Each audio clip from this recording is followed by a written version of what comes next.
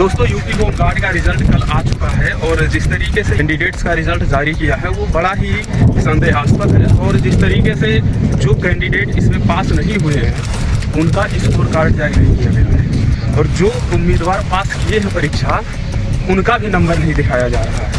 उत्तर प्रदेश के मुख्यमंत्री योगी आदित्यनाथ जी लगातार मंचों पर जा कर के भाषण में कहा करते हैं कि उत्तर प्रदेश में हर एक भर्ती परीक्षा बड़ी ही पारदर्शी तरीके से हो रही है। क्या यही पारदर्शिता है सर? आप जो उम्मीदवार फेल हुए हैं क्या उनसे आपने पैसा नहीं लिया था? क्या उन्होंने पेपर नहीं दिया था? आप रिजल्ट क्यों नहीं जारी कर रहे हैं? उनका नंबर आप क्यों नहीं आखिर बता रहे हैं? क्या दिक्कत है? अब यही जब लड़के सवाल उठाते हैं और जब चोरी और बेईमानी का आरोप लगाते हैं तब तो आप कहते हैं सबूत दिखाओ सबूत दिखाओ। सवाल ये है कि जब तक ओएमआर चेक नहीं किया जाता होगा तब तक आप ये डिसाइड नहीं कर सकते हैं कि कौन कैंडिडेट पास हुआ है कौन फेल हुआ। अगर ओएमआर चेक किया जा रहा है तो 2 अंक का आंकड़ा जारी करने में उस भर्ती बोर्ड को दिक्कत किस बात की है? हमारे नंबर नहीं बताए जा रहे हैं तो हम क्या ये मान लें कि बिना ओएमआर चेक किए रिजल्ट जारी कर दिया? क्या हमारा ये अधिकार नहीं? ये पारदर्शी होता है। जो पास किया है लड़का उसका भी नंबर नहीं बता रहे हैं आप। जो फेल गया है उस सॉरी कह के उसको विदाई दे देते हैं। आपके सॉरी का हम अचार डालेंगे क्या? और उत्तर प्रदेश के मुख्यमंत्री को ये बात ऐसा लगता है जैसे पता ही नहीं है क्या? जिस तरीके से हम लोग परीक्षा में जब फेल होते हैं तो हमें सॉरी लिख के विदाई दे दी जाती है। इसी तरीके से क्या चुनाव में आप करेंगे कि चुनाव में जो कैंडिडेट चुनाव हार जाते हैं उनको आप ये मत बताइए कि आपको कितने वोट मिले हैं, उनको भी आप सॉरी लिख दीजिए, सॉरी कह के मामला खत्म कीजिए। और जो उम्मीदवार चुनाव में जीतते हैं उन्हें आप कांग्रेचुलेशन कहिए। मतलब इस देश में नेताओं के लिए अलग रूल और हमारे लिए अलग रूल।